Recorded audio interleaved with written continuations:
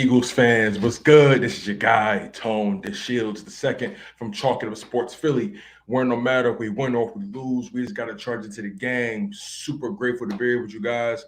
Hope all of you guys had an amazing holiday. Happy belated Thanksgiving. I know you guys ate up on all the collard greens, all the stuffing, all the turkey, all the candied yams. You know what I'm saying? All the ham, all the mac and cheese. I know all you guys had y'all filled, man. So super grateful to be here with you guys. I'm thankful for you all first and foremost.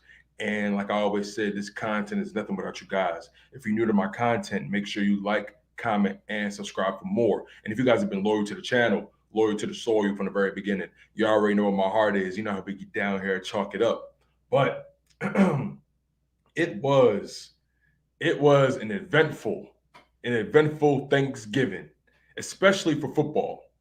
We all know how it went down. We know how it went down. And the NFC playoff picture, the NFC East picture in particular, has become more clear. And let's just call it what it is. These Dallas Cowboys, I don't think they won it. Let's talk about it. I do not think the Dallas Cowboys won it. And they actually lost to the Las Vegas Raiders on yesterday, on Turkey Day, 36-33 in overtime. And if we're being completely honest with ourselves, the Dallas Cowboys weren't really in control of that game.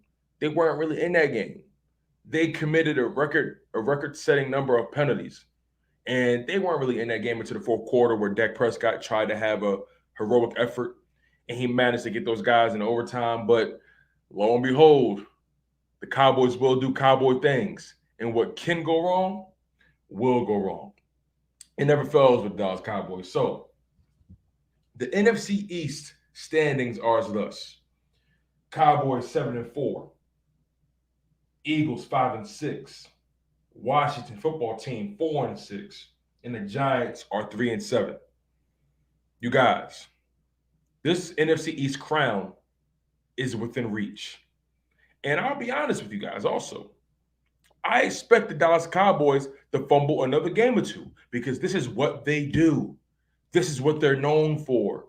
The Dallas Cowboys find a way to fumble the bag.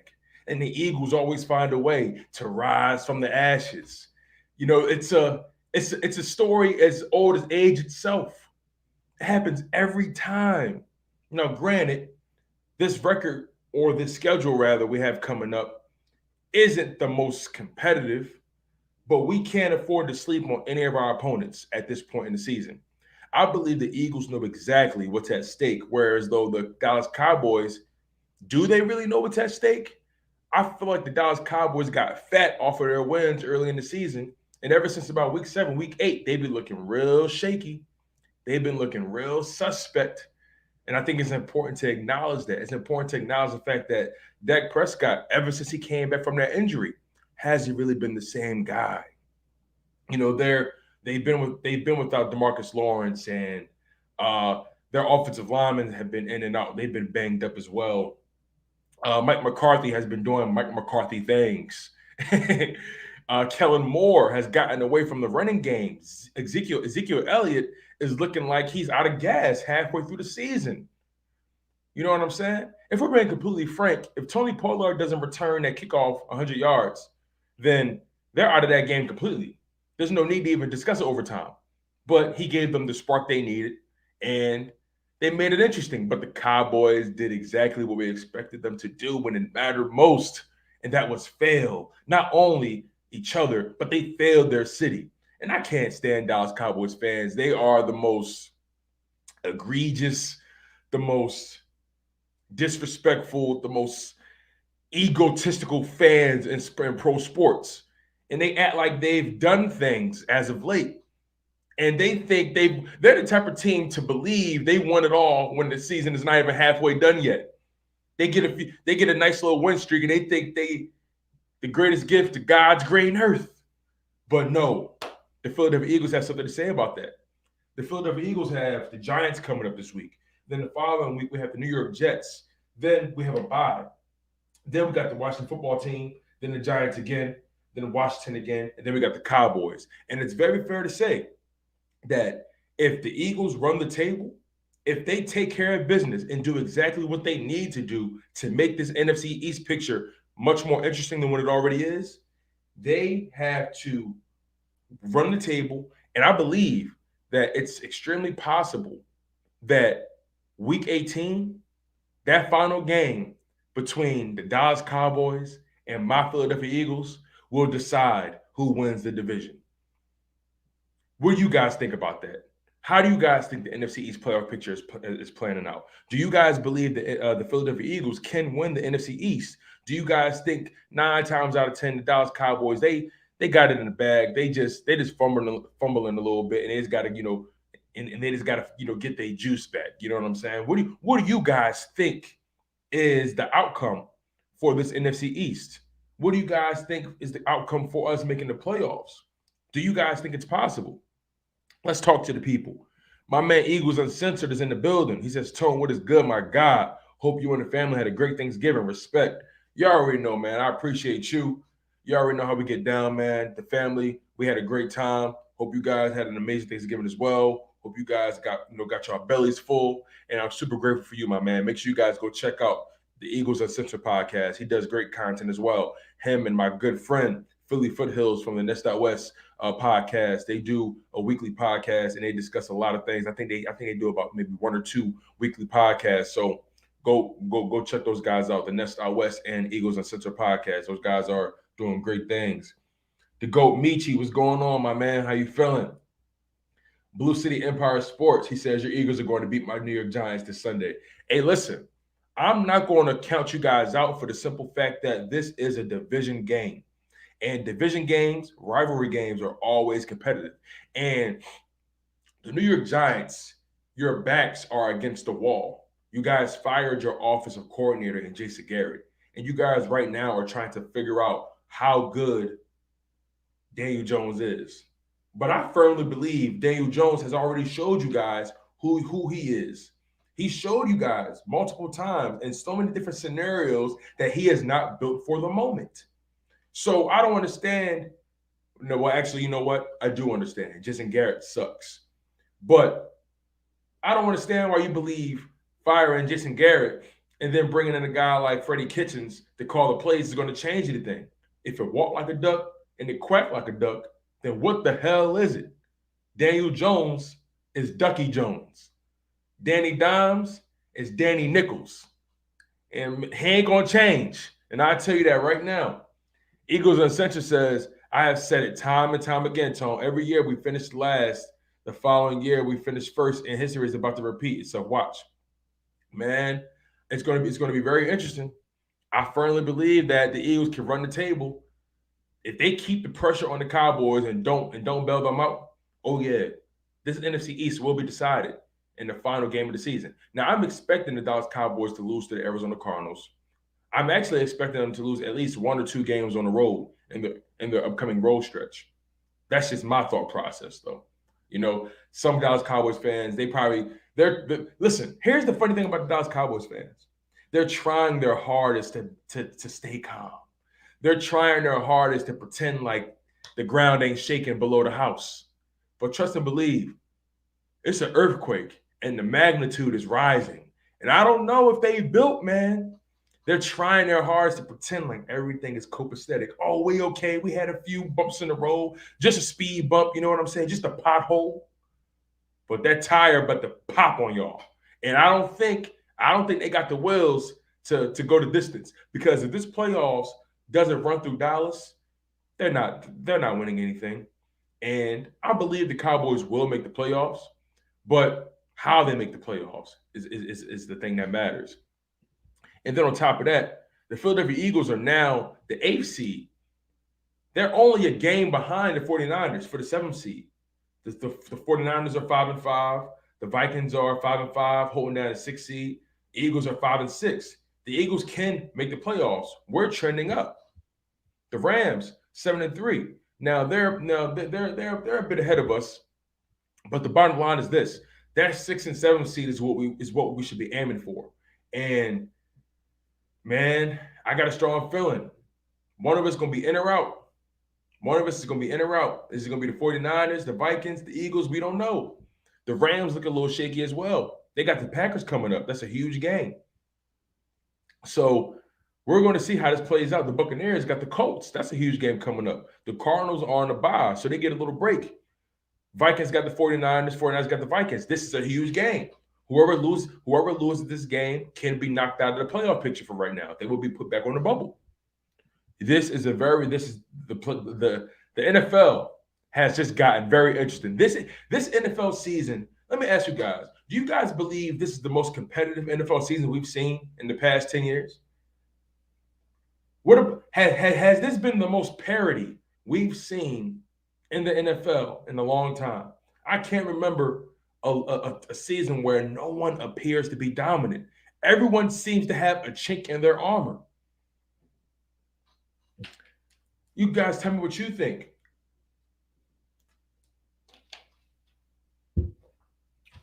This is one of the more interesting seasons in football. I'm thoroughly entertained. The GOAT Michi says, I believe the Eagles are more focused and hungry and want to dominate every team they play. I agree with that. And it begins and it ends with the offensive line. The offensive line is setting the tone from an attitude perspective, and Jalen Hurts is just providing the necessary spark every time. Jalen Hurts has a mentality that's bleeding through this roster. And I don't believe this Eagles team is going to come in unprepared at any point throughout the rest of the season. I believe Jalen Hurts has the mentality to continue to win games. When you think about the way teams are constructed, they tend to take on the identity of not only their head coach, but they take on the identity of their starting quarterback. If their starting quarterback is beginning to falter, if their starting quarterback is beginning to question the vision, then the team will begin to question the vision as well. And it's only a matter of time before that happens for the Dallas Cowboys. I know Dak Prescott has to maintain face, but the doubt is creeping in. Oh, it's creeping in. Best believe that. Eagles Uncensored says, I'm 100% behind you, big dog. Doug Omichi says, 100% agree that the Eagles will run the tables. Blue City Empire says, just don't get too cocky. Remember last season, 27-17 Giants. Yeah, but this is a different Eagles team, my friend. This is a different Eagles team. Let's keep it frank. Blue City, much respect to you, man, for coming into the live stream. I appreciate you for always showing love. But this is a different Eagles team, and I think we all know that. This is a different quarterback who's not afraid of the moment. This is a different quarterback who actually knows how to galvanize the troops. And this is the thing, right? Let me ask you guys this. The way this Eagles team rallies around Jalen Hurts, the way he's able to get this team to believe, is there a distinct difference in how they treated Carson Wentz versus how they treat Jalen Hurts? Is there a difference between how this team responds emotionally to Jalen Hurts versus Carson Wentz? Because from my perspective, it seems like this team, they care about Jalen Hurts. It seems like Jalen Hurts cares about the guys he's playing with. It seems like Jalen Hurts is making a true effort to make sure that all of his guys are on the same page and that they believe in him. I'll be honest with you guys. I see Jalen Hurts making post-game speeches all the time, checking the pulse of his team. Never really seen that from Carson Wentz. I never really seen the offensive line really come into Carson Wentz's protection. I never seen the offensive lineman fight for Carson Wentz. The only offensive lineman that ever seemed to care about Carson Wentz was Jason Peters and maybe Kelsey. Jason Peters was the main one picking him up off the ground. But I never seen these guys fight for Carson Wentz. And Carson Wentz used to take some hits. He used to take some body shots. And I've never seen this team fight for Carson Wentz the way they fight for Jalen Hurts. Now, that may be Jordan Mailata's personality. Jordan Mailata may be a bruiser. He may be with the smoke no matter what it is. You touch my guy, I'm coming for your head top. But I think it's something to be said about the way this team is rallying, the way this team is winning games. They're winning they're playing physical football. They're playing smash mouth football, and they're believing in the vision. And Jalen Hurts, it's something about Jalen Hurts that's permeating through this roster. I'll be completely honest with you guys. I firmly believe any other time we would have lost that game against the who did we just play? Jesus. Not the Broncos, the Saints. The Saints came back on us. I feel like any other year we would have lost that game. We would have found a way to lose that game. But Jalen Hurts said, That's not what we're doing. Let's get back on track. It seems like Jalen Hurts, he welcomes the adversity. He welcomes the smoke. Carson Wentz didn't really seem to bask in it. He wasn't really comfortable. But nonetheless, I believe Jalen Hurts is the future of this team. And I believe this team will follow Jalen Hurts anywhere and everywhere, no matter what's going on. I really appreciate you guys also for being in this live stream. Make sure you guys hit that like button. Make sure you like, comment, and subscribe as always. You guys are always appreciated in this content game, truly. Eagles Uncensored says, Blue, we have won the last 8 or 9 games against you. That's your one. Jamal Matthews says, I keep hearing trap game, but I'm not worried about the Giants. They can't stop our run game. That's another thing as well. I'm glad you brought that up. I'm really glad you brought that up because I have a question. Will the Eagles be able to maintain the pace in the running game? Jordan Howard will be out this week against the New York Giants.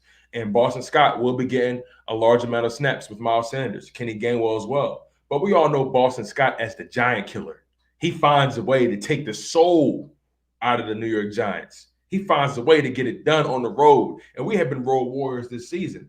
But the Giants currently are allowing 119 yards per game on the ground. And they're also averaging, their defense is averaging 4.4 yards a carry. They're allowing running backs to average over 4 yards a carry. And that's right in our wheelhouse. That's in line with what we've been doing these past several weeks. All we got to do is play our brand of football, and they can't stop us. The Giants, they've lost all hope. They've lost all sense of place, time, and space. They are in the twilight zone. I don't believe Joe Judge is the guy. I don't believe Daniel Jones is the guy. I don't believe David Gettleman is the guy. I don't believe Freddie Kitchens is the guy. But hey, the New York Giants, they will do New York Giants things. Just like the Dallas Cowboys, they crumble under pressure. Daniel Jones, come on, man. You got to be better than this. But the Philadelphia Eagles have a legit shot to win this NFC East. Who would have thought at this point in the season we would only be a game or two behind the Dallas Cowboys at this point in the season? There was a moment where we thought this team was dead in the water. There was a distinct moment in this season where we thought that it's a wash. We were talking about the draft. Who we should pick. That was the highlight of our season.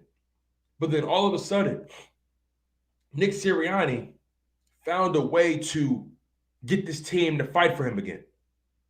Is it fair to say that this team is fighting for Nick Sirianni? Do they believe in what he's selling now?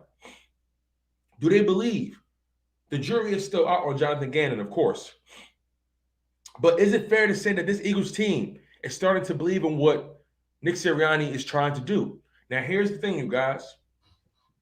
Early on in that season, Nick Sirianni had a plan for how he wanted to attack football games.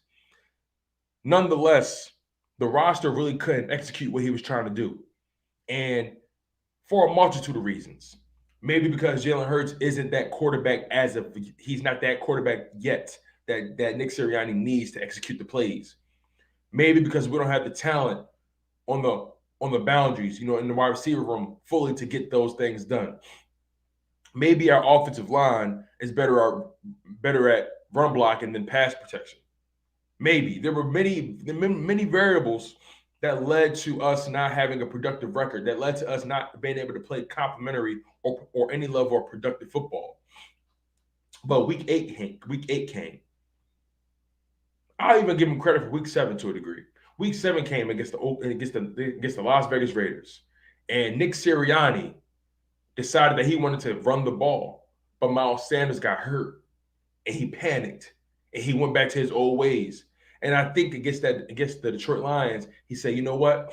There's no better time to test out this theory. Can we run the ball? Should we run the ball? We will run the ball. And we did exactly just that. And we've been doing that every week, time and time again, to the point where we're now the second-ranked rushing offense in the NFL. So What's the best trait about Nick Sirianni right now?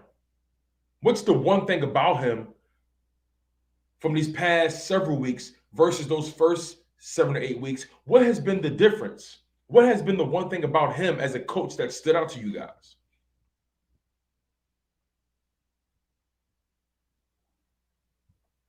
What has been the thing that has stood out to you guys about Nick Sirianni these past several weeks? Because to me, it's his adaptability. It's his willingness to change. That's my biggest thing. Nick Sirianni found a way to put his ego aside and he put what's best for his team to the forefront. And that's what separates great coaches from garbage coaches. The ability to put what you want to do aside and put what's best for your team at the forefront. And that is something that you cannot underestimate. You cannot undervalue that. The ability to change is something that will get you through life. We all have jobs. We all have careers. Some of us are in school. And there will be moments when you're challenged beyond belief. There will be moments when you're asked to do certain tasks that you're not comfortable with. There may be moments where you're asked to do things that you have never been asked to do before. You may come in with a plan, but everything doesn't always go according to plan. And it's important for you to be able to adapt when things aren't going your way. It's important for you to be able to adapt when things don't go according to plan. And that to me has been what stood out about Nick Sirianni the most. His willingness to change and adapt and cater everything to his quarterback. He catered everything to his quarterback and his offensive line. The first part of the season, the offensive line was taking a beating. They were the one being punished. But now this offensive line is the one handing out the ass whooping. They're the one doing the punishing. And now they're playing smash mouth football. Now they're the one punching teams in the mouth. And this is the difference in this team. There's a mentality. There's a difference in mentality. There's a difference in attitude. Nick Sirianni, Jalen Hurts, they made it very clear. This isn't about running the ball. This isn't about the numbers. This is about a mentality. This is about an attitude. And our mentality and our attitude has changed. And that is the problem with the Dallas Cowboys. Their mentality, their attitude has changed. They have regressed emotionally and mentally. They have lost sight of the ultimate goal. I firmly believe that. That's what separates the Philadelphia Eagles from the Dallas Cowboys at this present moment. The Philadelphia Eagles know what time it is. The Dallas Cowboys are still riding off their name. Tell me something different. I want to read your thoughts.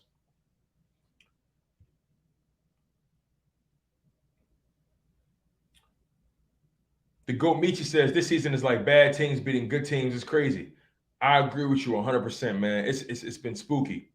It's been wild, man. The Houston Texans beat the Tennessee Titans. It was wild. Jamal Matthews, he says this season is the definition of any given Sunday. Let me put this up. Jamal Matthews, great point, amazing point. You see, you guys are some of the more intuitive Eagles fans. Let me put it to you this way: you guys are some of the more intuitive football fans that I've come across, and that's the blessing about doing this content, because you guys really say things that help further the conversation. You guys truly are a sight to behold. You guys make this so you guys make this so easy. You guys make this like clockwork. Jamal Matthews brought up a great point. He said this season is the definition of any given Sunday.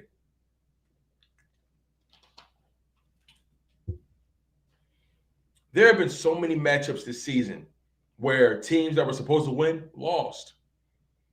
The Buccaneers lost to the Washington football team. How do you explain that? How do you explain that? The Detroit Lions ended up tying with the Pittsburgh Steelers. How do you explain that?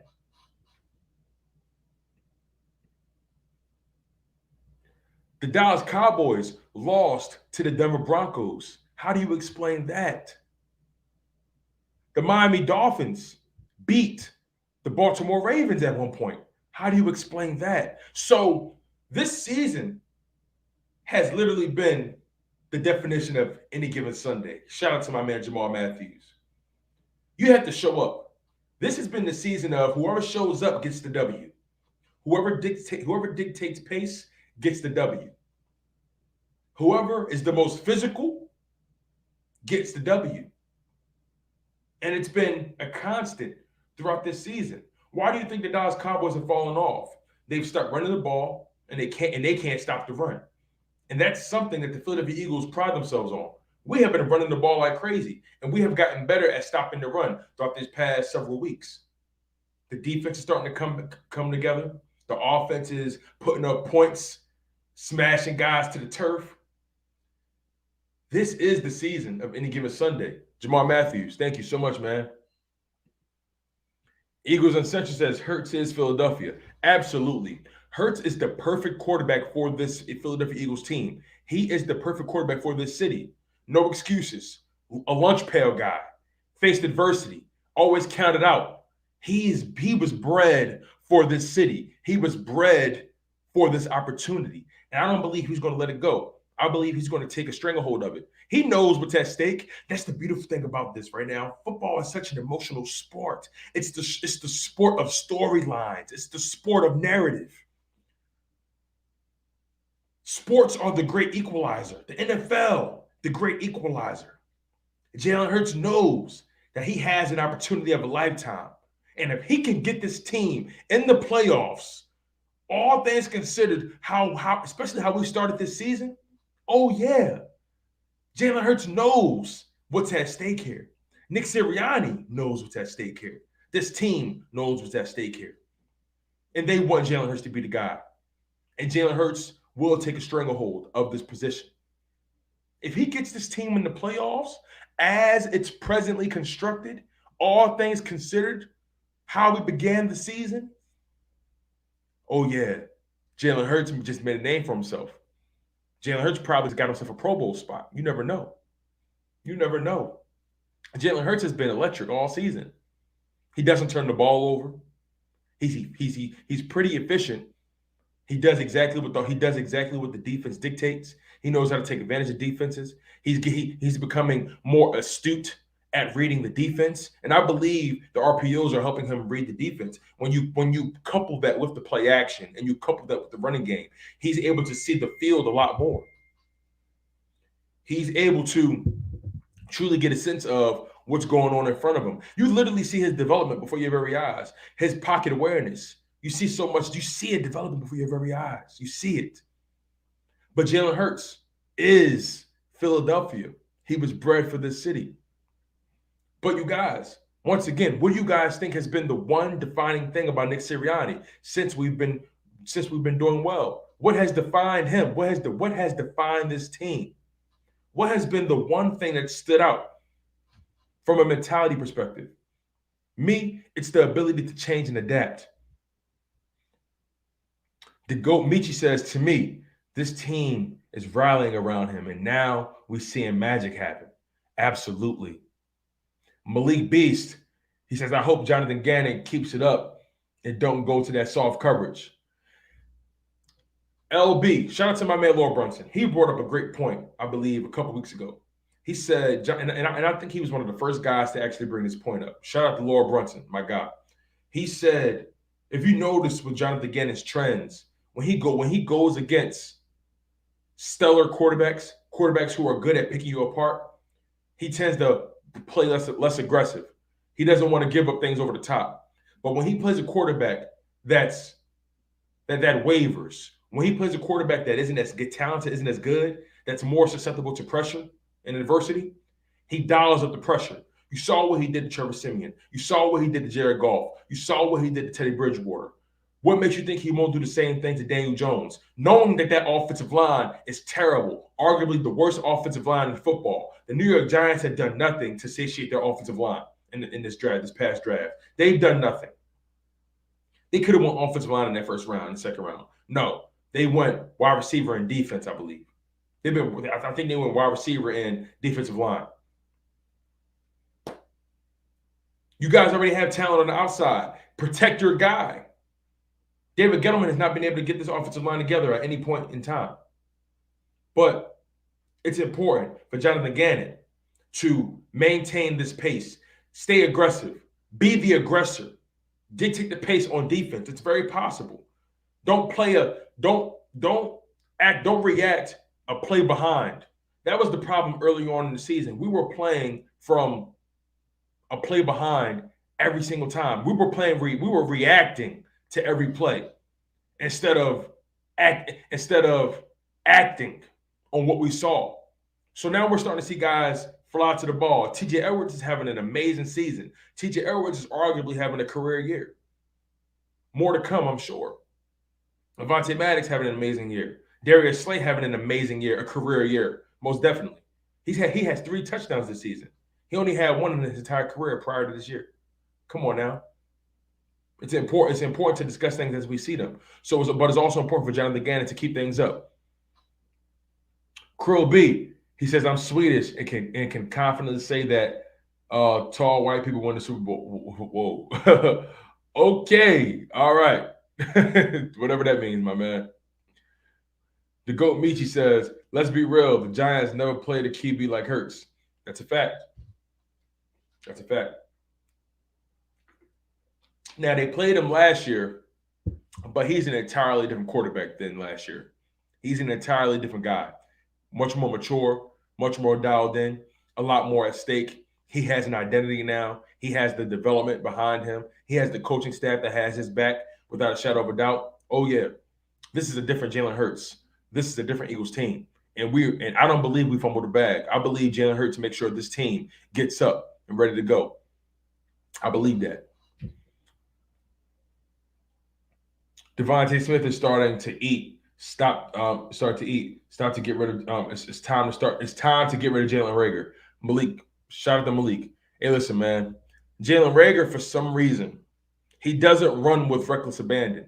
He doesn't run his routes with intention or any sort of aggression.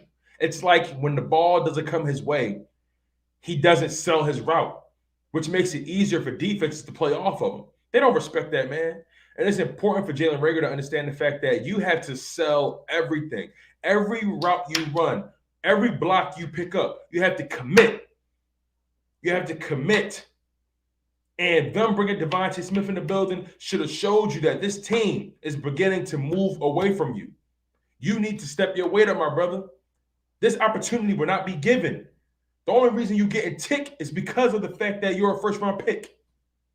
Other than that, you will not be getting reps. Quez Watkins deserves more reps than you. Greg Ward, in my humble opinion, deserves your reps. Greg Ward knows how to get open, unlike you. The only reason you're on the field, in my opinion, unfortunately, and it's sad, because I hate that I'm even saying this about another dude. Like, the only reason you getting the reps is because you're a first-round pick and you got some kind of speed. But other than that, Greg Ward is a better wide receiver than you. He's a better route runner. He's a better professional. Like, I don't understand it. I would have been put Greg Ward in, but because he's a first-round pick, you can't. Howard's not going to let Jalen Reagor sit. Krill B says, go Birds. Malik B says, Devontae Smith is starting. Oh, I already read that. My bad. The GOAT Michi says he was able to adapt to this team. Big facts. That's a fact. The GOAT Michi also says facts, and now we need a true number 2 wide receiver. East Camden Life. What's going on? He says, fly Eagles fly. Max, what's going on, family? He says, what's good, Tone? I haven't seen you in a hot minute, dog. Hey, listen, man. I feel you, bro. My apologies, man. Malik says, Colts put up 40 points on Buffalo. See what I'm saying? Buffalo was supposed to be a better team, right? But Buffalo has looked human. Buffalo has looked shaky at best. The Indianapolis Colts are starting to find their identity. They're beginning to find it. So let's look at this playoff picture right now, you guys. Let's discuss it. Let's look at it. This is what we're dealing with right now. This is what we're dealing with right now. Okay, so look, AFC on the left side, NFC on the right side, right? I'll be honest with you guys. That number one seed right now is far from locked up for either conference. Like I said, the Arizona Cardinals are on a bye. So let's discuss the NFC. Let's discuss the AFC first. And then let's discuss the NFC. So the AFC, Tennessee Titans, they have been without Derrick Henry. Ryan Tannehill looks like he's starting to look human. And outside of just that, let's be frank about this as well. They played the Patriots. The Tennessee Titans have the Patriots coming up, and the Patriots are one of the hottest teams in the NFL right now. The Patriots can very well overtake the number one seed. It's very possible. It's possible that Mac Jones and Bill Belichick can find a way to beat the Tennessee Titans. Then you got the Baltimore Ravens, who's the number 2 seed, but they play the Cleveland Browns, and that's a rivalry game as well. That can go either way. Will Lamar Jackson be able to get healthy? Buffalo Bills. Oh, and on top of that, which Baker Mayfield will we get? Now, Baker Mayfield has been dealing with a lot of injuries. A lot. So, will Baker Mayfield be able to survive and get his team into the playoffs? Will Lamar Jackson be able to get healthy? And will he play against the Cleveland Browns? It all remains to be seen. Then you got the Buffalo Bills, who have the Saints coming up. The Saints are a 5-6 team. We beat them. Actually, I take that back. The Bills just smacked the Saints. I apologize. That game happened already. Excuse me. The Bills just beat the Saints. So that's another thing. That AFC East division is getting tight. The Patriots have to win this week. Then the Chiefs, they're on a bye. A much-needed bye at that. They have the 4th seed. Then the New England Patriots, they are the number 5 seed right now. Like I said, they play the Tennessee Titans, and that's a huge game with very high implications. The Cincinnati Bengals, they play the Steelers, which is going to be a competitive game, rivalry game for sure. Los Angeles Chargers in the 7th seed, they play the Broncos. That's going to be a competitive game as well. See, all these games are not foregone conclusions.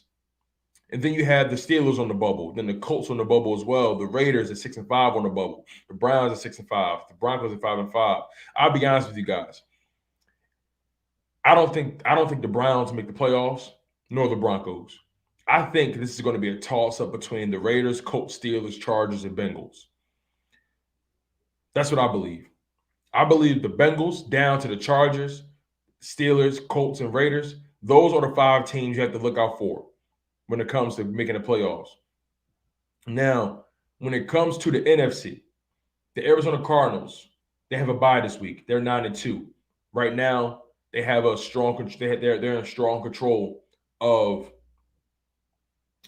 their division and the number 1 seed so far. Then the Packers, who lost to the Minnesota Vikings last week in a dramatic loss. They play the Los Angeles Rams. This is another game that has high implications because the Los Angeles Rams are currently the 5th seed, and if they lose, they fall to 7-4. And granted, they still will remain in control of that 5th seed, but the Vikings, they're coming as well. A lot of teams are coming. Teams can't afford to lose. There's about 6 or 7 games left, respectively, for all these teams. And anything can happen. That's the good thing. The Rams fall to 7-4, then the Vikings look at this like, well, hold on. We can jump the Rams, and we can jump the Rams in this seeding. The Buccaneers got the Colts this week. The Colts are hot. The Colts are hot right now. The Buccaneers can very well fall to 7-4. It's very possible. That's what we need to understand. It's very possible that they can fall to 7-4. Dallas Cowboys, they fall into 7-4. None of this is a lock. None of it. Vikings play the 49ers. This is a very huge matchup right here. This is huge. This is huge right here. Because the Minnesota Vikings, they're 5-5. They're second in the NFC North. The 49ers, they're third in the NFC West. They're 5-5 as well. Whoever loses this game can very well be knocked on the bubble. And if the Eagles win, they can very well jump either the 49ers or the Vikings. This is huge. The Eagles are going to need some help to get into the playoffs. They are going to need some help. They're going to need the 49ers and the Vikings to lose some games. And this is a great way to start with the Vikings and the 49ers meeting each other. This is beginning to be a recipe for our success. Now, look, on the bubble, there are also the Carolina Panthers at 5-6 as well, just like us. The New Orleans Saints are 5-6, just like us, but the New Orleans Saints are trending down. The Washington football team are 4-6. They have some confidence. They're on a 2-game winning streak. The Atlanta Falcons, they have the Jaguars. They can actually get a comeback game. They need that game. Are they in the hunt?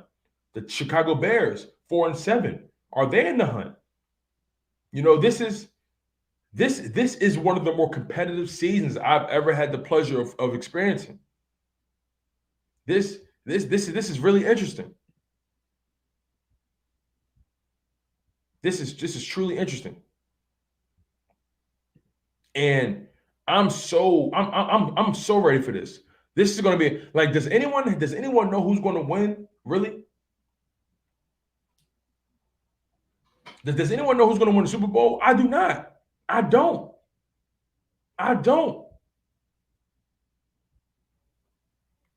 This is wild, you guys. This is truly wild. The GOAT Michi says, so with the Saints losing yesterday, they out the bubble. They on the bubble. The loser, the Vikings and 49ers will fall down. And with the Eagles win, the Eagles move up to the 7-6 seed. Exactamundo. Because think about this, you guys. We have the tiebreaker. Well, the 49ers, they beat us early in the season. So they own the tiebreaker over us. But we beat the Carolina Panthers. We beat the Saints. We own the tiebreaker over these two teams, the Carolina Panthers and the Saints. So right now, the only team from a tiebreaker perspective we really need to worry about are the 49ers. As a matter of fact, if anything,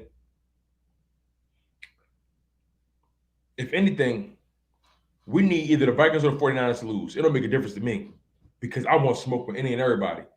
I would definitely love to run it back with the 49ers again and let them know this ain't the same team you played. I definitely want to run it back against the 49ers. But we got to be mindful. Listen, this schedule we have coming up, yes, we have the opportunity to run the table. But by no stretch of the imagination is it a foregone conclusion. It's not, you guys. It's really not. We have to understand that we have a schedule that we can falter if we don't come prepared. But I don't believe that's going to be the case. Let's look at this schedule like I told you guys. Look at this.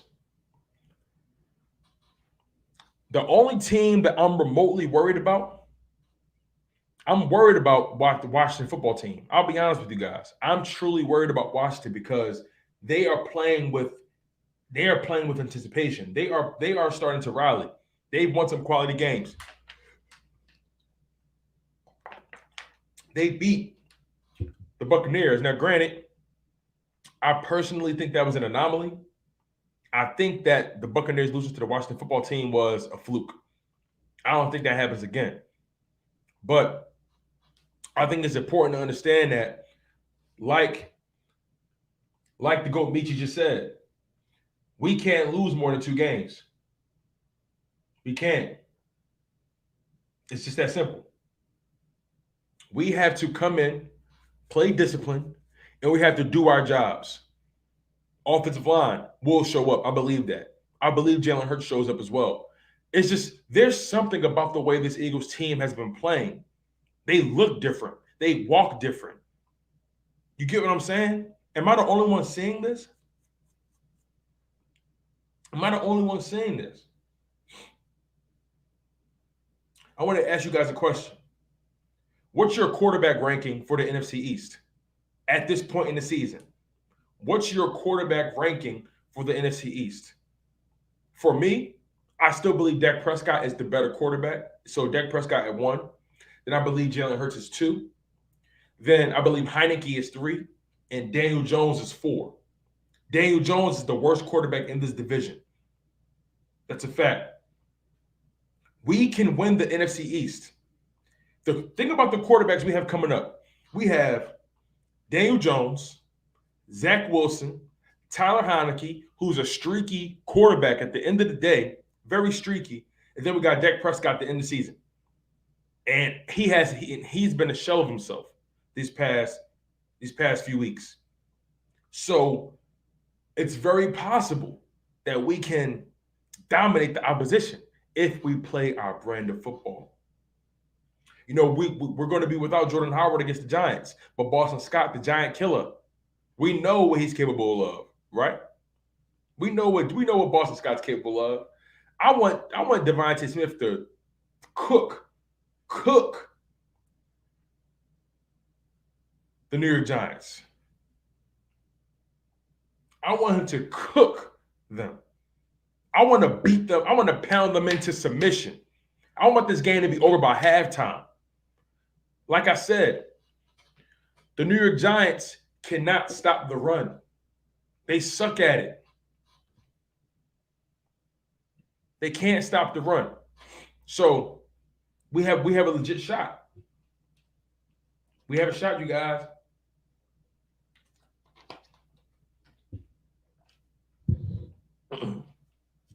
I have a question, though.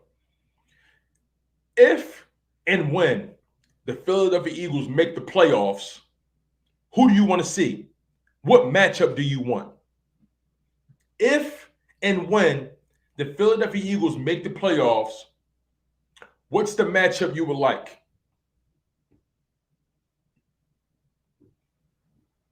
What's the matchup you want? What team do you think gives us the best chance at getting past the wild card week? What team you think gives us the best chance at getting to the divisional round? What team do you guys want to face? So we got some people dropping their thoughts right now.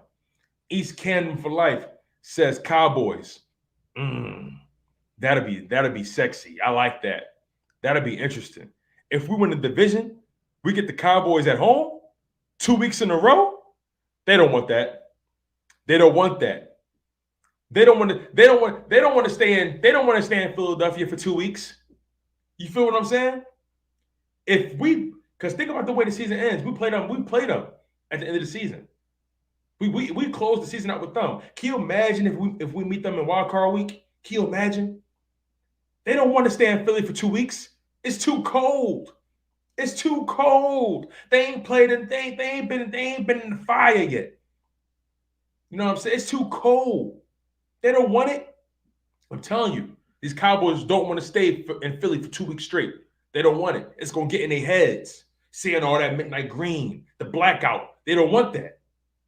The GOAT Michi says, I want to see the Rams versus the Eagles. Okay. That's interesting. You know what I'm saying? They got some talent that we're going to have to worry about, though. Cooper Kupp, ODB, Von Miller. You know what I'm saying? Matthew Stafford, Aaron Donald. They got some talent, but here's the thing. Here's the thing about the Rams. The Rams, they're not a tough football team. As a matter of fact, if we face the Rams, that actually may work more in our favor than anything because the Rams are not a physical team at all. They're a finesse team. The Rams are strictly finesse. They're not physical. They can't stop the run, and they can't run the ball. Let that sink in. They can't stop the run. They cannot run the ball. Aaron Donald, as talented as he is, sucks at stopping the run. Sucks at it. Pass rush, hey, listen, he's A1. He top 2 and he not 2. But when it comes to defending the run, Aaron Donald's not that guy. That's Fletcher Cox's wheelhouse there. Brandon G97 says Rams. Okay. Paul 44 says Rams. All right. Shout out the Eagles has landed. Welcome to the live stream. So a lot of you guys want the Rams. And I understand why. I completely understand why. Let's be honest about it. Let's be completely honest about it, you guys. The Rams, when it comes to stopping the run, they're not those guys. When it comes to stopping the run, teams are averaging 4 yards a carry against the Rams. That's our wheelhouse. The Rams are allowing 4 yards a carry to running backs. What are we doing right now? We're dictating pace with running the ball. And then Jordan Howard is going to be healthy at the right time. I'm actually glad Jordan Howard is taking some time off a little bit. Rest your body, my man. We need them shoulders to be healthy come playoff time. You dig me? Now, I hate that he's injured, but I ain't mad at him getting some rest. Miles Sanders need to get those reps to get his bearings back. He need to get that ball nice and high and tight. You dig? But a lot of you guys want to see the Rams. And I understand why. They suck at stopping the run. And in actuality, they're not really a dominant run team themselves. They're only averaging about 97 yards a game on the ground. And they only have accumulated 7 rushing touchdowns on the season. They've accumulated seven rushing touchdowns to their 24 passing touchdowns. They're a passing team. They're strictly finesse. The key to beating the Rams is out-muscling them, being physical.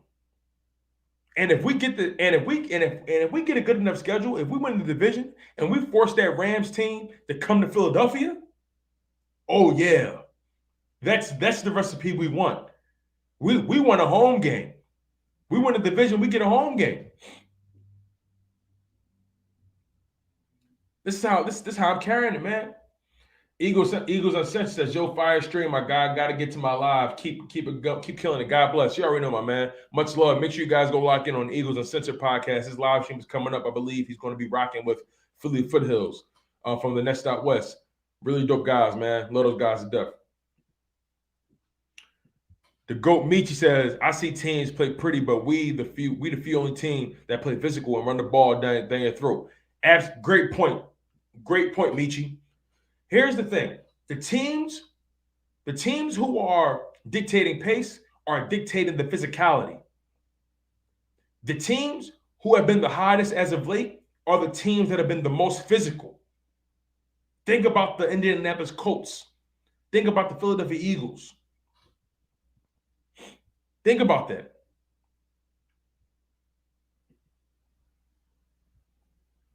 Really consider it, you guys. It's possible. Now, another thing, the San Francisco 49ers, they started running the ball as well. They're starting to get their bearings back under them. They realize, okay, let's stop putting so much pressure on our quarterback and let's get back to doing what we do best, and that's running the ball. These teams that are starting to rise in the seeding are dictating the pace by running the rock. They're being physical. And I firmly believe this playoffs is going to be the team that wins is the team that's the most physical. The team that wins is the team that dictates the pace. I believe that's going to be the storyline for this upcoming playoffs. You guys tell me. What do you guys think is going to be the storyline, the narrative that dictates this coming playoffs? What do you guys think is going to be the style that dictates everything? The GOAT Michi says, yeah, all that passion is going to end up having teams getting bounced out in the wild card. I'm telling you, man, I agree with you. It's important to beat your opponents into submission. It's important. It's very important to pound your opponent into submission. Nasty Love Hook says the Saints are getting healthy before they play the Cowboys. They might even beat them. I can see the Cowboys splitting with the Washington football team too and losing to us. Great point. Great point. This is a great point, Nasty. He says the Saints are getting healthy at the right time before they play the Cowboys. They might even beat them. That's a great point. See? You guys never cease to amaze me. You guys never cease to amaze me. You guys continue to come with these fire takes. This is spot on. Yes, the Eagles caught the New Orleans Saints at a bad time. But I don't give anybody excuses. A win is a win, is a loss, and a loss is a loss. You show up with the guys you have and you do your job. But we caught the New Orleans Saints at a vulnerable time. They were missing guys on offense, but best believe the Dallas Cowboys, they are going to have to travel to New Orleans. Am I right or wrong in that, you guys? Let me double check that. Yep. The Washington football, the Dallas Cowboys have a road trip coming up. They have to go to New Orleans. Then they got to fly. Then they got to go to Washington. Then they got to go to New York. They can very well lose to New Orleans. They can very well lose to Washington on the road. It's possible. They can very well lose those games. It's extremely possible.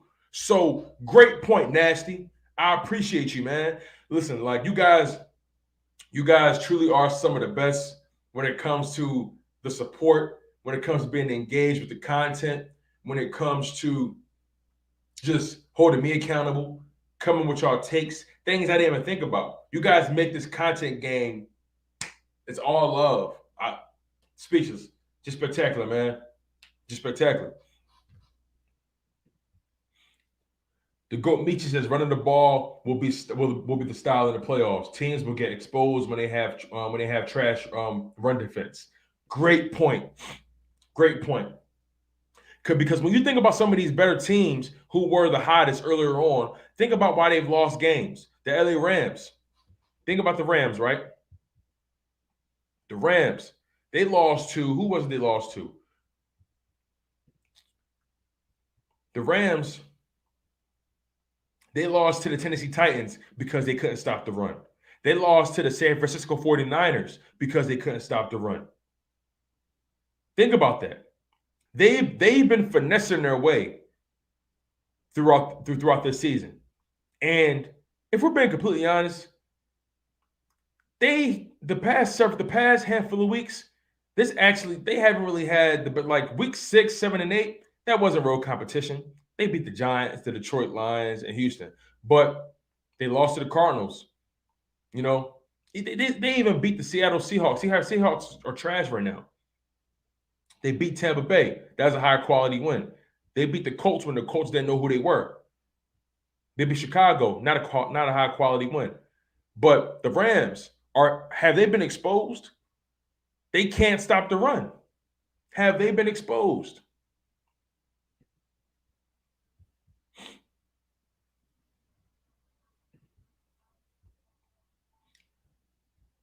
Nasty Left Hook says, plus the Cardinals, my guy. Can you imagine if they lose to the Saints, Washington, and the Cards? Yes, I can imagine that. It's very possible. And this is where things start to get a little muddy. This is where things get this is where things start to get very muddy. This is where things get interesting. The Cowboys can very well end their season at 10-7. They can end their season at 10-7. And if we run the table and finish at 11-6, come on. It's division. It's all starting to become clear. And with the Dallas Cowboys looking as vulnerable as they look, and the Eagles looking as stout as they look, oh yeah. You see, here's the thing about the Dallas Cowboys. If they're not forcing turnovers, what's their defense doing really? If they're not forcing turnovers, where are they on defense? Now, granted, their defense has been better. They are the best team on third down. on defense. They are one of the best teams on third down when it comes to stopping teams on third down. Their defense, they've stepped up this year. I'll give them that. But they haven't been forcing as many turnovers as they normally do. And in that Raiders game, nobody turned the ball over. And look what happened. It was a close game. The Raiders took their foot off the gas on defense, yes. But that game was really dictated for the most part. The Raiders just took their foot off the gas. Let's just call it what it is. But momentum is everything. The Goat Michi says, yeah. He says, yeah, they expose teams. They expose teams will make them be a passing team all game. They can't run the ball like that. They will end up getting beat. It's important, man. It's important. It's important. It's very important.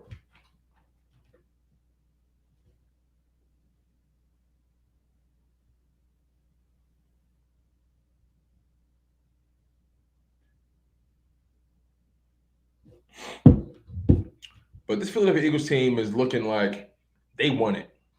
And like I asked you guys before, who would you want to see? A lot of you guys said Rams.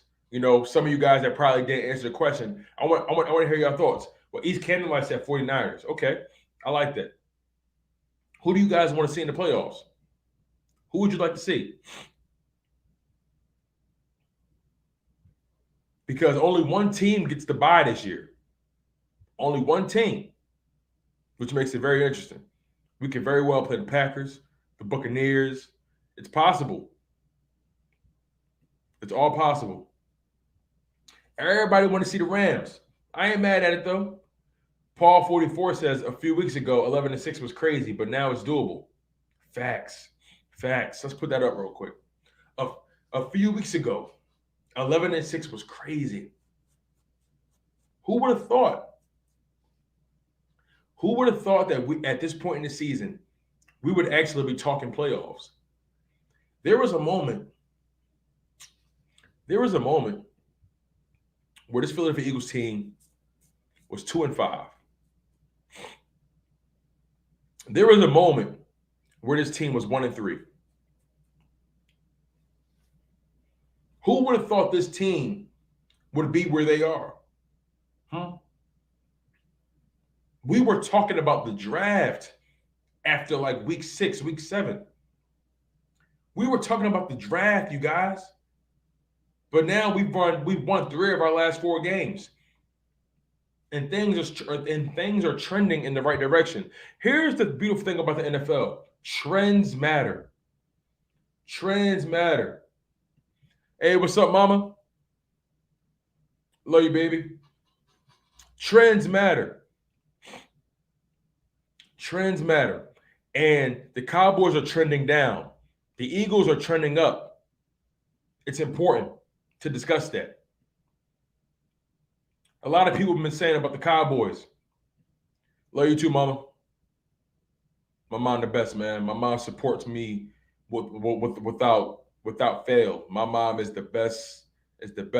Like, outside of my wife is the best woman I know. But man, my mom is she's a supporter of my content. She holds me down. She holds me accountable. She always popping in on the live streams. I love you, Mom. Thank you. I appreciate you for being here. Make sure you hit that like button too, Mom. If you know where's it at. I know technology. You still working your way at it. But make sure you hit that like button.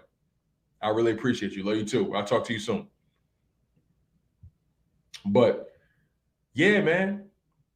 Trends matter, and trends tell the opponent, tell the fan base, tell the league who you are.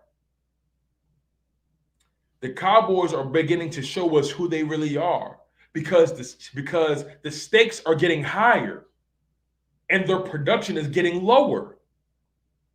Think about that, you guys. As the stakes rise, the Cowboys fall. Whereas though the Philadelphia Eagles, as the stakes rise, we rise. You get it? This has been a tale of two halves, a tale of two seasons. I can't recognize this Eagles team from week 2, week 3, week 4, week 5. I don't know. This is a totally different team. Would you guys agree?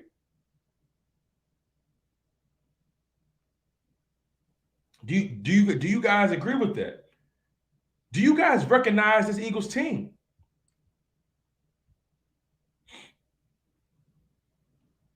Nasty Love Hook says Ezekiel looked washed too. They got to pay him. And listen, I ain't gonna lie, Zeke looked like he running out of gas. Nasty want to see the Rams. I feel you. Michi says Rams or Packers. Nasty Love Hook says, imagine a rookie quarterback, rookie head coach playoff team first year. Well, you know they ain't gonna let Jalen Hurts get their rookie stuff off no more, man. Because by the time the playoffs come, he done played already more than 16, 17 games in his career, so they ain't gonna let him get their rookie stuff off no more. But I know what you mean though.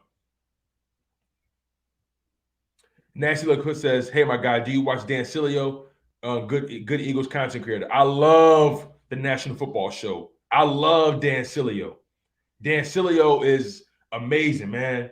I love Jakib Media. I love everything they do. I love the middle with Barrett Brooks and Harry Mays. I love Krause. You know what I'm saying? I love Eagles 365 with Jordan McDonald and the other OG. I forget my man's name. I love Dan Sileo. I love Jakib Media. I love those guys. Dan Sileo, he's amazing. I love that guy. I love Dan Sileo he's an inspiration for me, man. Like I love how he talks. I love how he discusses the game. I love how he breaks down the game. I love how I love his storytelling. I love his humor. You know, a lot of people don't like Dan Sileo because they feel he's very abrasive.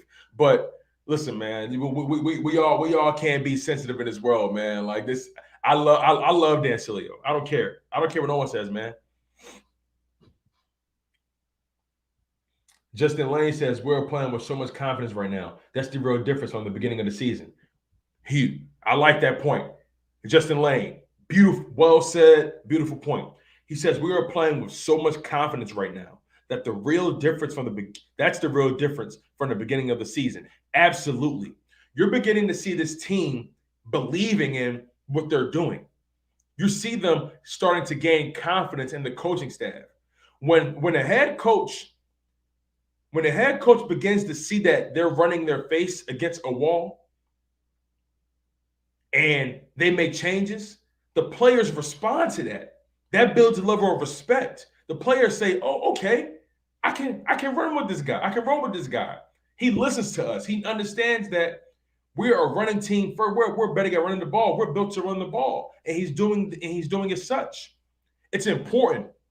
It's important for a head coach to not only have a plan, but also it's important for him to listen to his players because they're the ones out there executing these plays.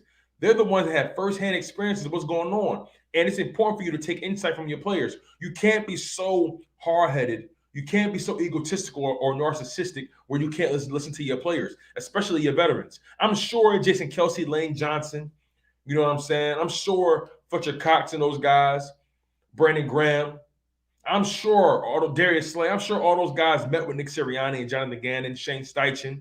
I'm sure they met with those guys and said, look,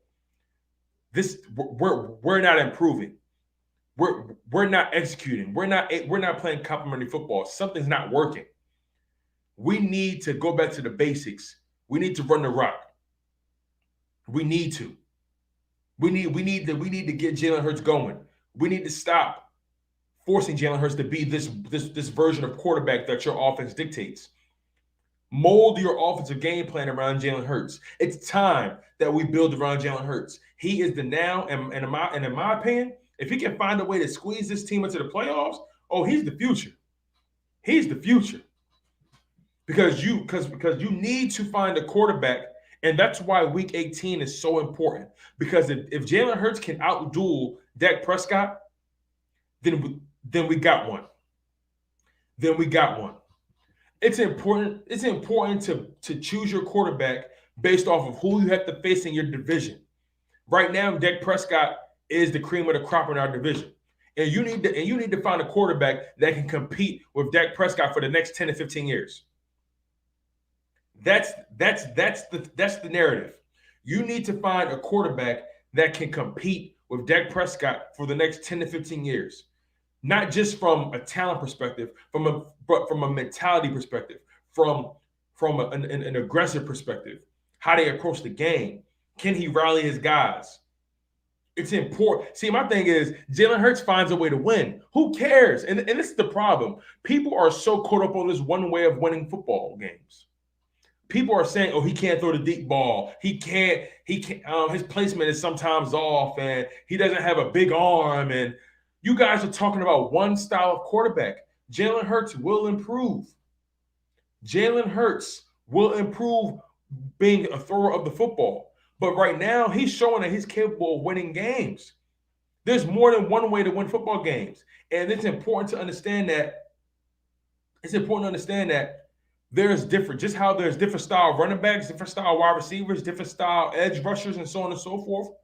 There's different style of quarterbacks. And if you're winning games, it doesn't matter how you get it done. Look at Lamar Jackson, Russell Wilson early in his career. Russell Wilson was a dual threat run first quarterback early on in his career. Then he became a better thrower of the football. Lamar Jackson was a run first quarterback, a dual threat quarterback his first couple years. Still uses his legs to get things done, but he's becoming a better thrower of the football. There's more than one way to win football games. You just have to have a coach that believes in what you do and that's capable of building a game plan around what you do and having it be sustainable. That's the important caveat of game plans and the talent that you load your roster with. You have to make sure whatever your plan of attack is, it has to be sustainable. And physicality will always be sustainable. Bully ball will always be sustainable. And that's the way the Philadelphia Eagles are playing right now. They're playing bully ball. They're emasculating their opponents. They're out muscling their opponents. They're playing with a different level of physicality that other opponents are not prepared for. And that's the important thing. And Nick Sirianni made a good point. And Nasty Love Hook, you brought it up again. Yeah, like boxing, Tyson is different than Ali, but both were great. Absolutely. Nick Sirianni called this season is a 17-round prize fight. This is a 17-round prize fight. This was his narrative coming into the season. And we have been getting our asses kicked for a better part of this boxing match. But now we're starting to get our bearings under us. We're starting to establish our jab. We're starting to establish our hook. We're starting to establish things. We have a routine. We have an identity. If it's working, if it's not broke, don't fix it. Shout out to my man Rock the Artist. What's going on, my man? Nasty Love Hook says teams don't know what hit them. Facts. He also says that's our biggest strength. Melada and them dudes.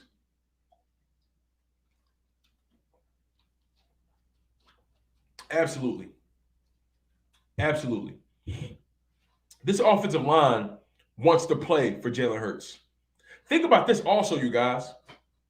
Jason Kelce, in my humble opinion, he hasn't shown me any signs of slowing down. You guys tell me, does Jason Kelce look like he's slowing down? Does Jason Kelce look like he's lost a step? I think not. If this Eagles team is showing this much promise, who's to say Jason Kelce won't come back for another season? You know what I'm saying? Who's to say Jason Kelce won't come back for another season? He hasn't shown me any signs of aging or slowing down. Did you guys see him in the New Orleans Saints game? Did you see the way he traveled to the edge, took Cam Jordan out of here, did not lose momentum, took on another blocker, gave Miles Sanders a 20-plus yard run? Do we see Jason Kelce taking the back seat? Do we see Jason Kelce honestly retiring? The way he's playing? The way this Eagles team is playing? If this Eagles team gets in the playoffs, Jason Kelce would have every reason to stay. Now, sure, they may have to restructure his contract, but who's to say Jason Kelce won't remain on this roster for the next couple years? He hasn't shown me any signs. He's an Iron Man. The way he takes care of his body is bar none on the offensive line. Rock the Artist says no. I agree. Nasty Lip Hood says he won't age. He has ice in his veins. I say 3 more seasons. Okay. The GOAT Michi says he ain't even lost a beat. Facts. Facts. You knew that man still had it by the way he executed that block. I gotta find it. I gotta find it, you guys.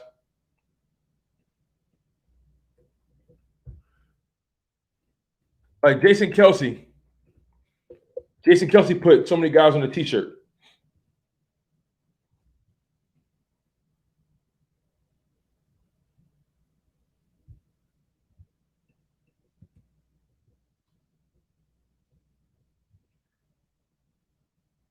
Jason Kelsey was putting guys on the t-shirt.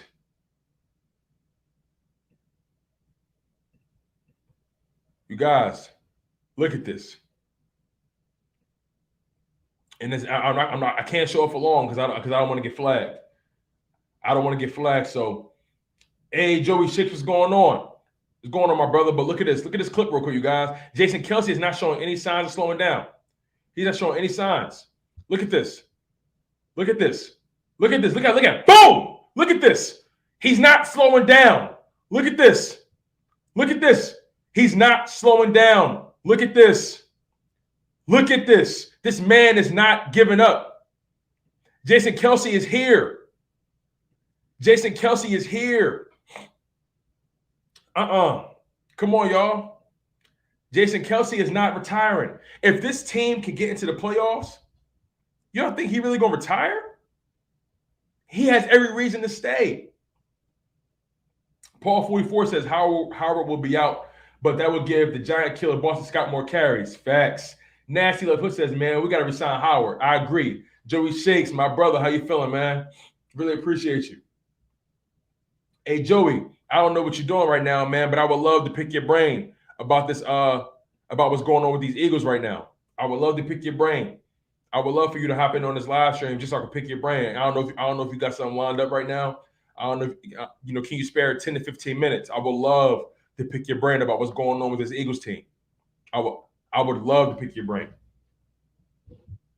Well, hey, listen, the people, what y'all think? Should I try to get Joey Shakes in his live stream for about 10, 15 minutes if he can spare it? If Joey can spare it, y'all think I should get him in here? Like Jason Kelsey is putting guys on the t-shirt. William Garber says, keep the backfield the way it is. Sign Howard and Sanders. Yep. Sign Howard. You already know, man. But yeah, this is what I'll do. Because I don't know how busy Joey is, right? Joey's a very busy man. But what I'll do is this. I'll send Joey the link. And then if he hops in, it's all love. That's what we're going to do.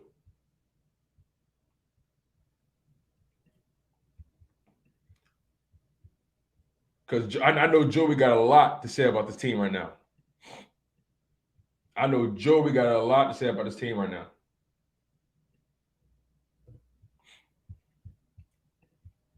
Like, I firmly, like now, I got some questions for you guys also. Given the circumstances that Brandon Brooks is always hurt, Isaac Samalu for the second time is out for the rest of the season, would you move on from Isaac Samalu and Brandon Brooks and then go forward with Landon Dickerson at left guard and Jack Driscoll at right guard? Now we're getting into a very interesting conversation, you guys, because Brandon Brooks, he's talented. I believe Brandon Brooks is the best right guard in football, but he keeps getting hurt, and we're paying him a lot of money. And this offensive line has not been is playing above their pay grade right now.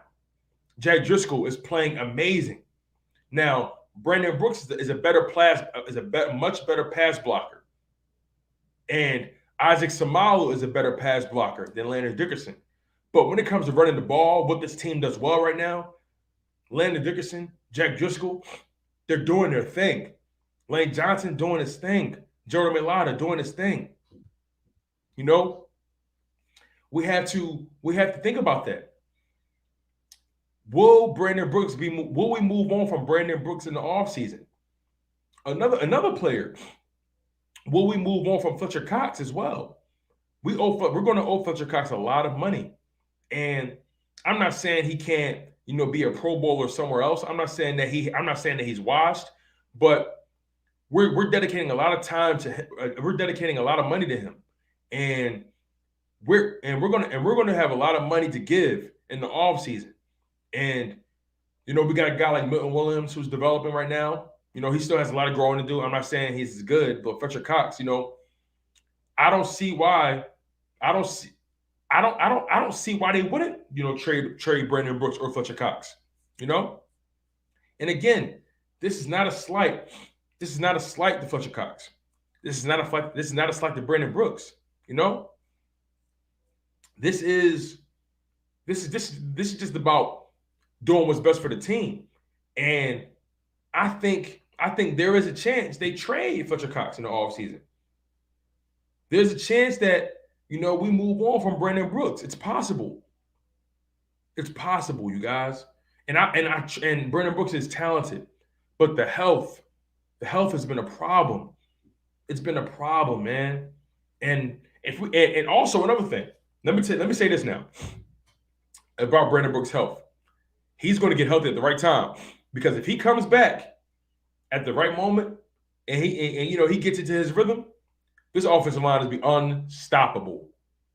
Unstoppable. Farrell says we have to move on from Brandon Brooks. Justin Lane says we should trade Reagor.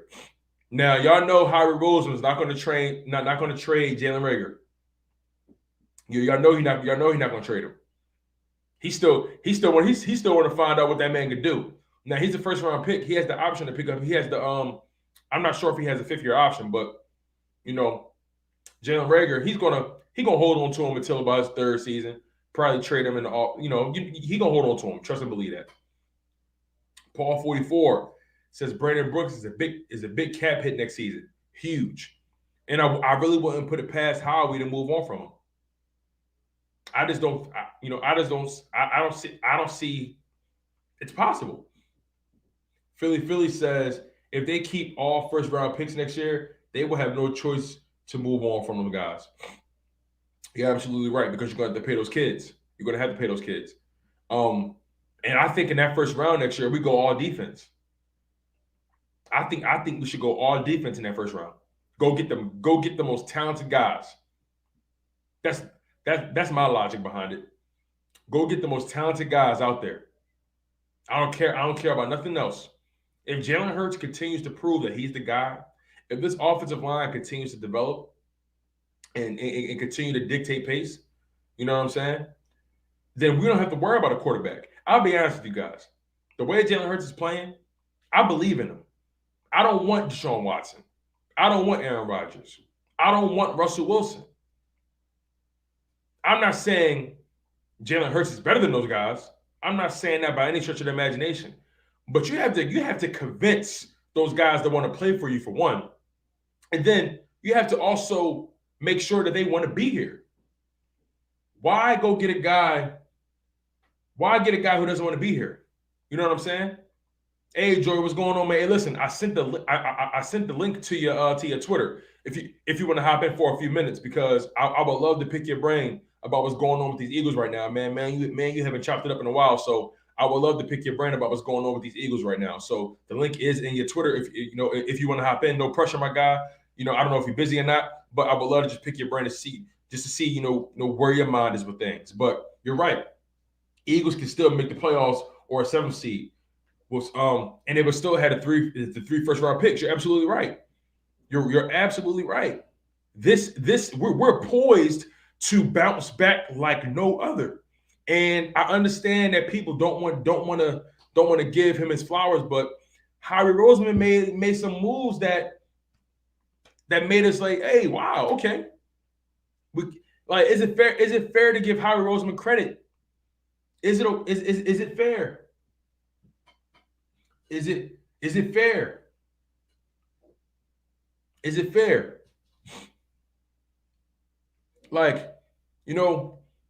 Is it fair to give Howie Roseman credit?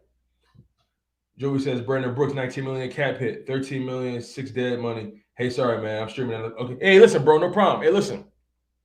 You already know, bro. It's all love, my guy. You already know how we get down. Look, if you need an extra guy for your live stream, at some point, let me know, man. You already know. I'll hop in for a little bit. We could touch base. You my guy, man. You already know how we get down, man. But yeah, this Howie Roseman has. I know it's hard to give him credit right now. I know it's hard, but he's done some pretty good things. He drafted Jalen Hurts. He got rid of Doug Peterson and Carson Wentz. And, right now, this Eagles team is looking like they're trending in a good direction. He got us 2 additional first-round picks. You know what I'm saying? He did go pick up Darius Slay. He did trade for Darius Slay. You know what I'm saying? He did draft Kenny Gainwell, Landry Dickerson. He did draft Jack Driscoll. You know what I'm saying? We do have over 10 picks, 11 picks in this coming draft.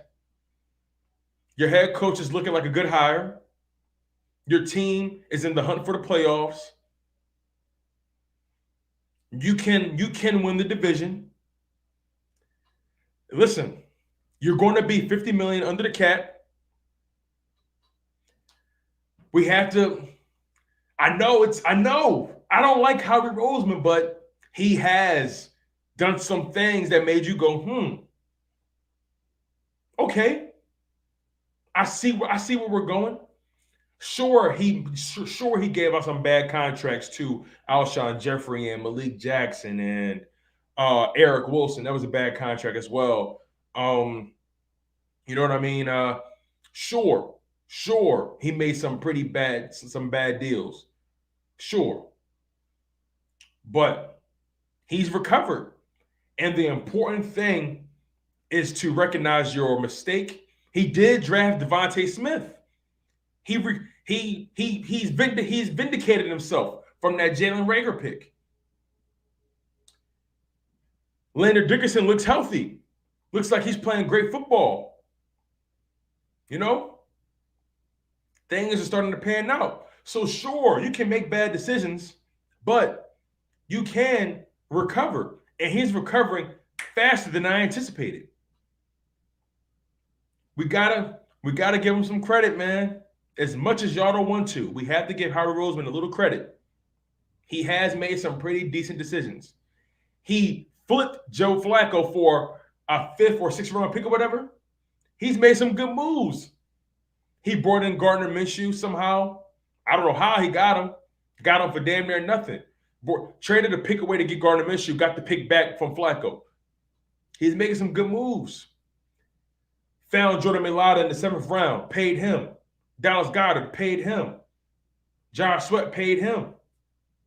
TJ Edwards found him undrafted. You know what I'm saying? Davion Taylor drafted him. He's made some pretty good moves. He's made some pretty good moves that are starting to take shape. Now, at the time, we probably weren't really fond of certain moves, but his moves now are starting to take form. He drafted Quez Watkins, who's looking better than Jalen Reagor. I understand that at the time, certain moves didn't look clear. They looked shaky. They looked foggy. They looked funny in the light. But his moves are starting to come full circle. That 2018 draft class is coming full circle.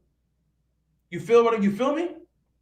I still love the Nate Herbig pick. Nate Herbig is Jack Stoll, undrafted guy. That's an underrated signing as well. He came in and is amazing in the power block schemes and the power run schemes. He's amazing at that. He's come in and done his job. I like the Jack Stoll signing as well.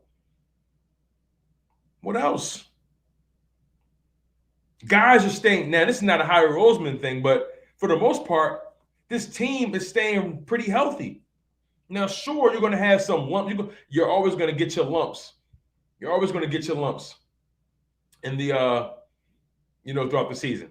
You're always going to lose some guys, but for the most part, this Eagles team has remained healthy. Key guys have remained healthy. Let's talk about that also.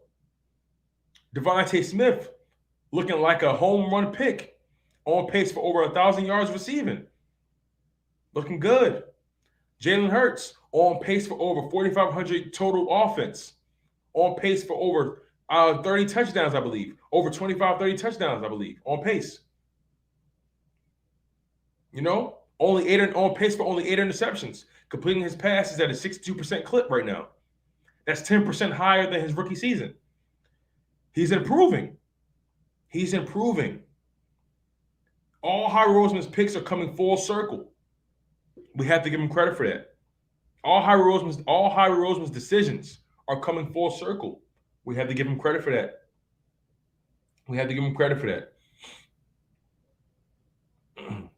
Rock the Artist says, I give Howie some due. Philly says teams just adjust after the half. Oh, okay, he's talking to somebody else, my man. William Garber says Roseman has made some good moves. Got to give him credit for the good moves and credit for the bad moves. Got to be fair with our assessments. Absolutely. We have, y'all already know, we give him the business when he make dumb decisions. Y'all know we do. And that's the thing about this Philadelphia Eagles franchise, this fan base. And this is why I love us so much. This is why we're the best fan base in all of football. Because we know our team, we know our city, we know our organization. We don't take shortcuts. We hold guys accountable. And this is why we're the best fan base in all of football. This is why you guys are some of the best supporters in this YouTube content creation game. You guys are some of the most astute, some of the most savvy, some of the most aware football fans I've ever had the pleasure of communicating with. This is why I live for this content stuff. This is why I love working with you guys. You guys are a part of this show more than you realize. You guys are the show. You guys put the battery in my back. You guys bring up topics I didn't even think of. You guys hold me accountable. You guys challenge my thought process. This is why I love this content game, because you guys are here and I'm here for it. Our Eagles team has a chance to make the playoffs. We have a chance to win the division. The Dallas Cowboys look vulnerable. I see a chink in the armor. I smell blood. And best believe this Eagles team does too. The GOAT Michi says, should we go for Allen Robinson in the offseason to pair with Devontae Smith? I would love that move. Let's highlight that real quick. I love that move. William Garber says, Allen Robinson or Michael Thomas? Hey, listen, Michael Thomas, he wants out. Listen, I'm telling you. Y'all think Michael Thomas really, I understand Michael Thomas got surgery late and all that, but he don't want to play for the Saints no more. He wants out. I believe that. Allen Robinson wants out from Chicago. I believe that. The Eagles need to go after a veteran wide receiver to pair next to Devontae Smith, and then Jalen Hurts is going to become a better thrower of the football. Listen, if you have a Rolodex of weapons, you have Devontae Smith, you got Allen Robinson or Michael Thomas, then you got Jalen Hurts, then you got Dallas Goedert, then you got Jordan Howard back there, Kenny Gainwell with this offensive line, and we're showing that we're paying guys. Listen, it's no accident that Howie Roseman is paying guys right now, especially guys on offense and defense. He's trying to make Philadelphia an attractive free agent destination this coming offseason. The Eagles are going to have a lot of money to spend, and he's trying to make Philadelphia an attractive free agent spot.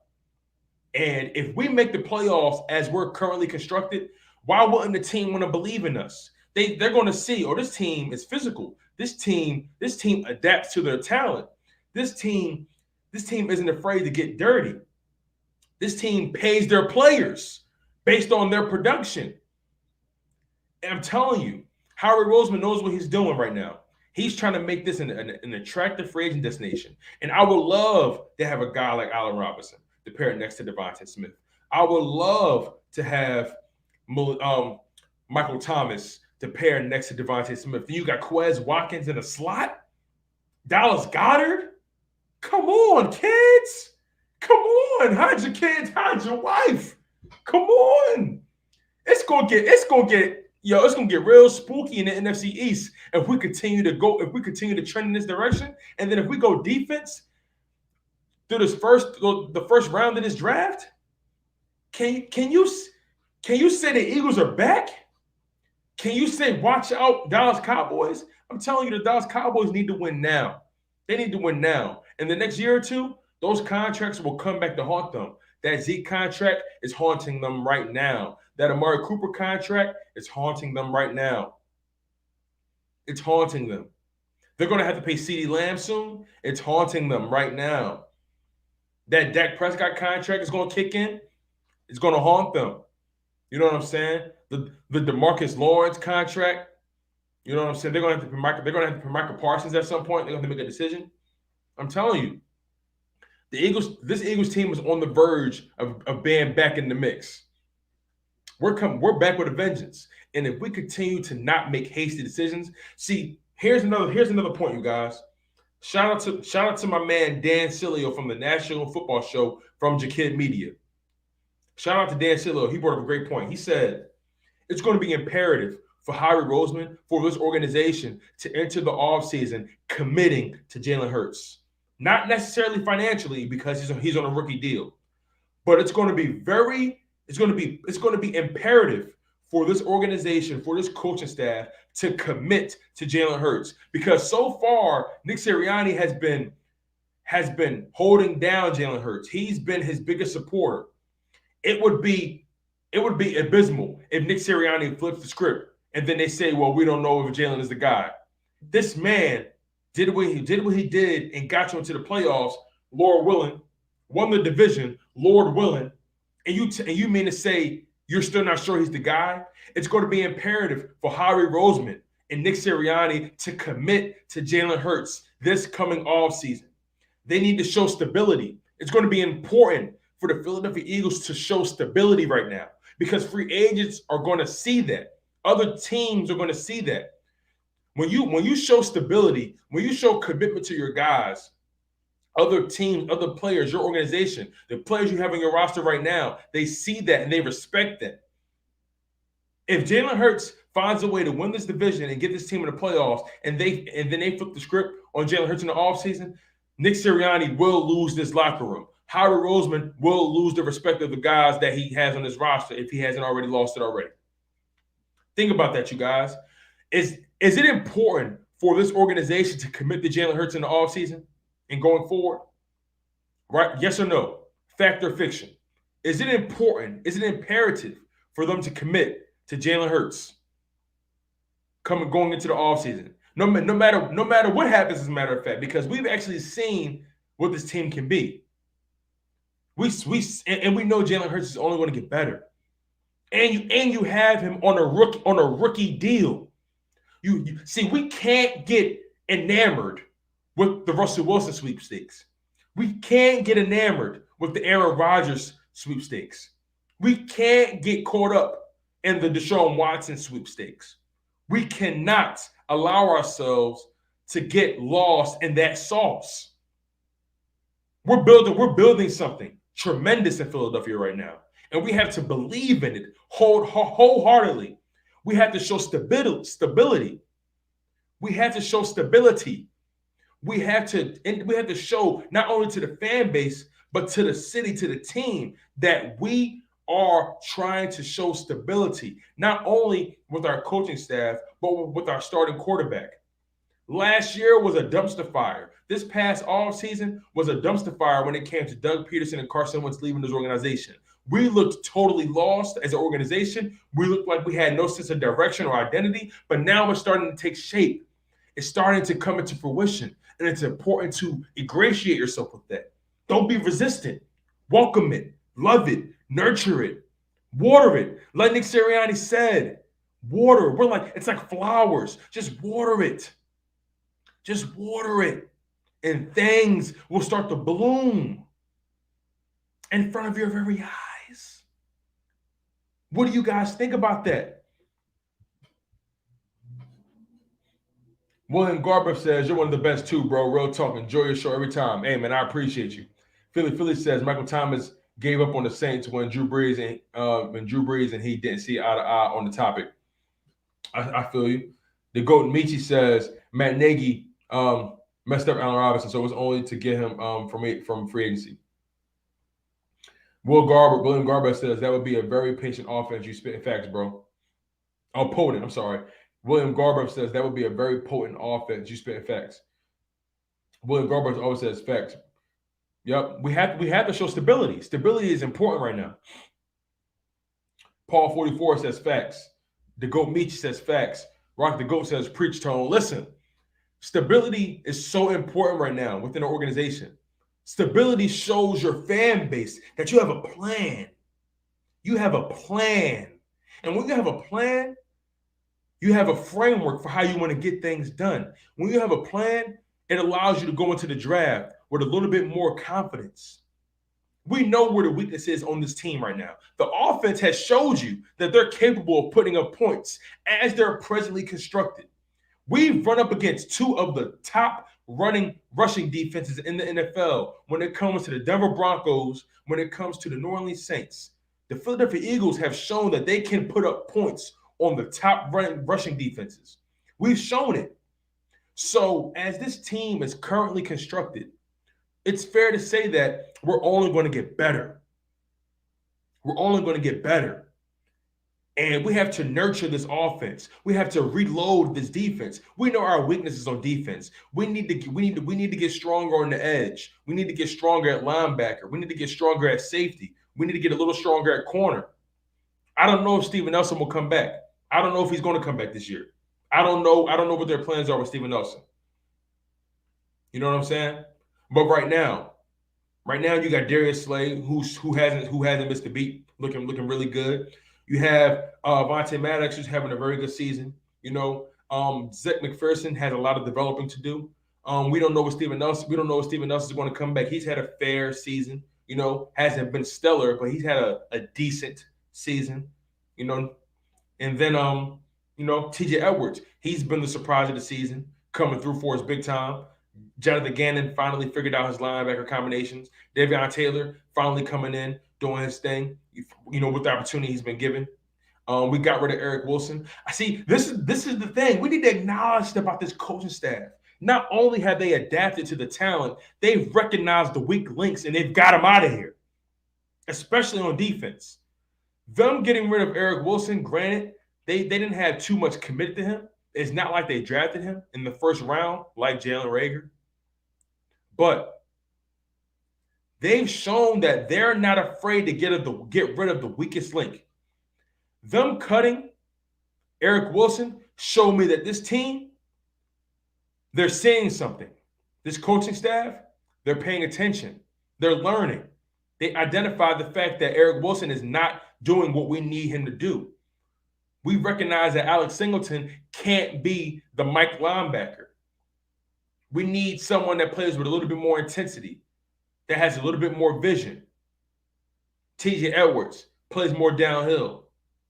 Davion Taylor, more athletic, plays more downhill, forcing turnovers, forced 2 fumbles in that Broncos game. This defense is making some noise, but we need to be better. We can be better. We need more talent on that side of the ball. We need some impact guys. We need guys that can change the fortune. We need guys that are takeaway machines. We need guys that literally strike fear in opposing offenses. Radiant says this team is winning while rebuilding. That's impressive. Extremely impressive. Philly says, I enjoy the show, Tone. Peace to you in the chat. Let's get this dub Sunday. Big time, man. Big time. I actually got to shoot a text to my man Philly Foothills to make sure we're on the same page for our pregame on Sunday. Shout out to my man Philly Foothills from the Nest Out West. This is my guy. Make sure you guys also come to the live stream on Sunday morning. Me and Philly Foothills from the Nest Out West podcast. We do a pregame show, and we're in the process of building a podcast. So that's coming as well.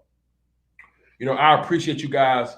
For committing to the Chalk Zone. You know what I'm saying? This is the name of my clan, my group, you guys. You guys are the Chalk Zone. Welcome to the Chalk Zone. Shout out to my man Philly the podcast for helping me come up with that name. The chalk zone. We are in the chalk zone right now. You dig?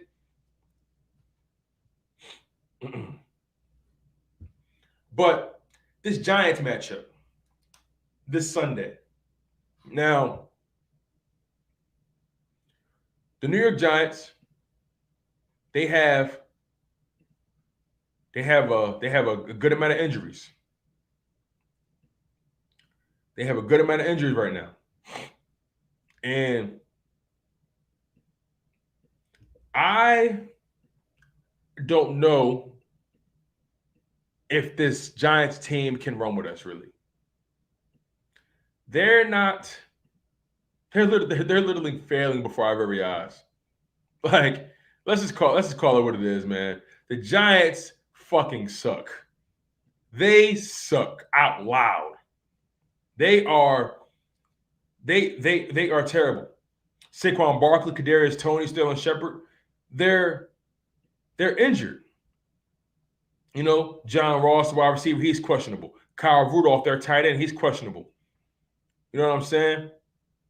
Saquon Barkley, questionable. Sterling Shepard, he's going to be out. He won't play against the Eagles this Sunday. Kadarius Toney, he's a game time decision. He may not play. They're going to, you know what I'm saying? Like, excuse me, you guys, but we better not play around with our food.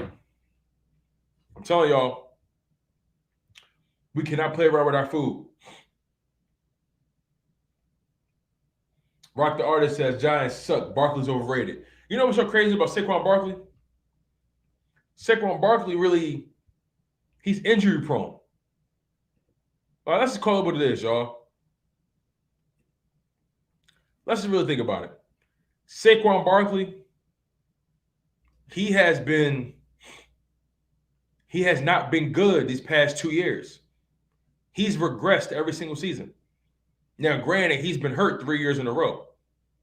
But Saquon Barkley, all right, let's really think about it. All right, his rookie season, Saquon Barkley accounted for over 1,300 yards rushing, over 700 yards receiving, and he had 11 rushing touchdowns and four receiver touchdowns. He balled. He accounted for over 2,000 yards of total offense for that team and 15 touchdowns. That's tough. But then his sophomore season, only played 13 games, still put up over 1,000 yards, average over 4 yards a carry, 6 rushing touchdowns, 2 receiving touchdowns, a little over 400 yards receiving. So accounted for about over 1,400 yards of total offense. So he went from over 2,000 yards in total offense from 2018, then dropped to over 1,400 yards. Granted, he got hurt. But then 2020, only played 2 games, was out pretty much the whole season. Only had 34 yards on the ground. Didn't even have over 100 yards in total offense. No touchdowns. Then this year, played 6 games, only has 220 rushing yards, two touchdowns, not even averaging 4 yards a carry. Has only 161 receiving yards, 1 receiving touchdown, only 20 receptions. So Saquon Barkley has been a shell of himself. Saquon Barkley has not been the guy that he's supposed to be. And I'll be honest with you guys, Saquon Barkley will never be the same. He's had too many injuries. That offensive line sucks. Daniel Jones sucks. Saquon Barkley will never be the same again. I just don't think so.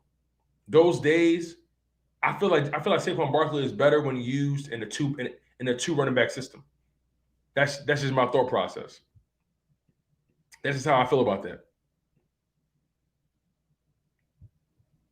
Now, the Giants do have this running back by the name of Devontae Booker, who leads their team in carries and rushing yards. But he's not even averaging 4 yards a carry.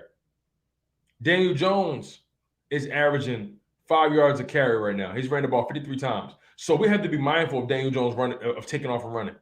We got to be mindful of that. When it comes to their receivers, Kadarius Toney leads their team in receptions, and receiving yards. But if we're being honest about Kadarius Toney, let's be completely honest about Kadarius Toney. Let's be completely honest, y'all. If it wasn't for that big game he had against the Dallas Cowboys, he would not be good. Listen. Let's do the math. Kadarius Toney right now has 392 yards on the season. 392 receiving yards. Granted, Daniel Jones sucks, but he has 392 receiving yards on the season. You take away that big game he had against the Dallas Cowboys, where they got smacked 44-20. He had 189 yards in that game. So 392 minus 189, he only has 203 yards on the season receiving. 203 yards. In the Denver Broncos game, he had -2 yards receiving. If you take away that big game against Dallas, you want to know how many yards he averaged in the game? You want to know? Let me do some math, y'all. Give me a moment.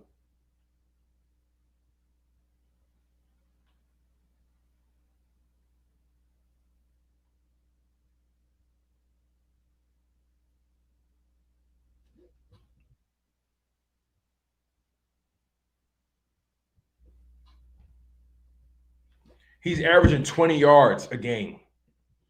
Let's talk about it. Kadarius, if you take away that 189-yard game Kadarius Toney had against the Dallas Cowboys, where they got smacked, he would only have 203 yards on the season,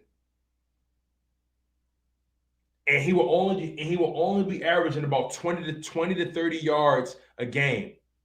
That's fucking horrendous. That's horrendous. The New York Giants are washed. It's over for them, and it's important for the Philadelphia Eagles to recognize a dead fish, and they need to put the dead fish on the grill. They need to put the dead fish on the grill. The GOAT Michi says Giants belong at the bottom. That's a fact. Paul 44 says, I'm sick of hearing Daniel Jones is better than Jalen Hurts. That's delusional. Man, I knew before the season started he wasn't better than Jalen Hurts. But no, everybody wanted to, oh no, Daniel Jones, he makes certain throws that make you go, he can do it. But Daniel Jones, Danny Nichols has showed us time and time again that when it matters most, he is not that guy. What's that meme on Twitter? Hey, listen, buddy, you're not that guy. You're not that guy. It's important for the Giants, man. They need to get rid of David Gettleman. They need to get rid of Daniel Jones. I'll probably give Joe Judge another season or two. They need to show some stability as well. Rock the Artist says Barkley was a beast his first year, and he ain't the same, man. You're right. Michi says it's funny that Daniel got all those weapons and still sucked, and Jalen Hurts got the least talent around him, and he finds ways to win. So that just shows who's better. Exactly. You know the problem with Daniel Jones also? He just looks scared out there. He looks like he doesn't belong out there at all. And he just looks like a deer in headlights time and time again. I don't know, y'all. Maybe I'm crazy. But I know one thing. This guy right here, Hurts. Oh, yeah. He ain't come to play. So let's get into some of these stats when it comes to the Giants as a team. Well, first things first. Daniel Jones has only thrown 9 touchdowns to 7 interceptions. He is garbage. He's only averaging 6 yards, about 7 yards an attempt. He is so garbage. It's not even funny. It's not even fucking funny. But yes, the New York Giants currently are only averaging about 17 points a game, about 18 points per game. The Eagles, on the other hand, averaging 27 points per game on the season.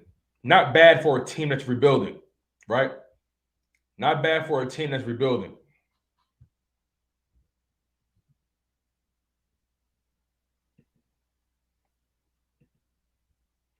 But the New York Giants, they have a third down efficiency rate of 37%. That's terrible. They're only completing or converting their third downs at a 37% clip. They're terrible. They're terrible.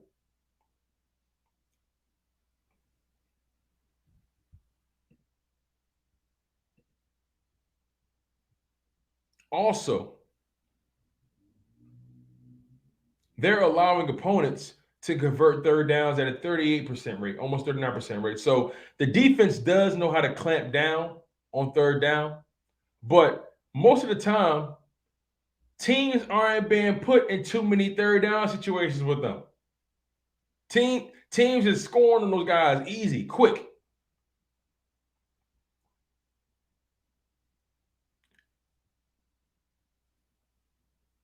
And I can't get this out of my mind. They're allowing opponents to average 4 yards a carry. That's in line with what we do. That's in line with what we do, you guys. Averaging 4 yards a carry. If you average 4 yards a carry at minimum, you can literally march your way down the field. It's really easy. 4, 8, 12, first down, easy. If you average 4 yards a carry throughout a game, you can win. You don't have to pass the ball. Now, of course, you want to do play action. You want to catch teams slipping. You want to move that rock, But if you're averaging 4 or 5 yards a carry on a team, why would I run? Why would I throw the ball? Why? Why would I? I will if I'm averaging 4 to 5 yards a carry on your team, why would I throw the ball? And I think the Eagles are going to average about 6 or 7 yards a carry this coming Sunday. I believe that. Miles Sanders is back. He got his legs under him now. He got that rust. He got that rust out the way. In that Saints game, I'm expecting him not to fumble anymore. Boston Scott, the giant killer. I need Nick Sirianni to look at the tape of Boston Scott against the New York Giants. I need Nick Sirianni to look at the tape. Rock the Artist says, I want to ball up the Giants. I want to ball up the Giants. Take out Jones. Michi says, Daniel Jones look like discount Eli Manning. Ha! Rock the Artist says, we need to rattle Daniel Jones. We got this game locked. And keep running the ball. There's a big facts. It's going to be important to blitz Daniel Jones early and often. Blitz him early and often. Force him to make a decision quickly. And that's not his style. Force Daniel Jones to make a decision quickly. It's not his style. I'm telling y'all. We're in a good position, y'all. We're in a good position. But look, we've been live for almost 2 hours. We have been grinding this out, man. And I really appreciate you guys so much. If you guys haven't already, make sure you hit that like button. I'm going to get out of here, you guys. I really appreciate all the support you guys give me. You guys are loyal to the soil. You guys have been rocking out for 2 whole hours, man. For all of y'all that have been here from beginning to end, bro, you guys are magnificent.